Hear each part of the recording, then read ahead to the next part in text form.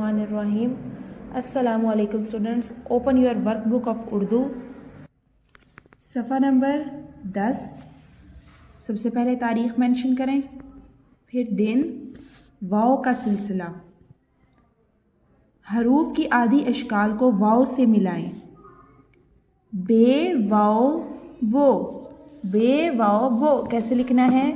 पहले बे की आधी शक्ल, फिर वाव को साथ जोड़ देना है। बे वाव वो, पे वाव पो, पे वाव, पे की आधी शक्ल, पे वाव पो, ते वाव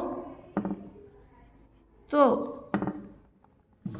टे वाव टो, से वाव सो, जीम वाव जो, पहले जीम की आधी शक्ल, फिर वाव, जीम वाव जो, चे वाव चो, हे वाव हो,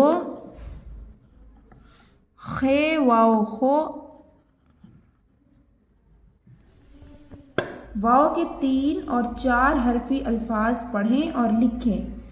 ते वाव तोड़े अलिफ डा, बे वाव बो लाम अलिफ ला बोला, पे वाव पो दाल अलिफ दा पौदा, बे वाव बो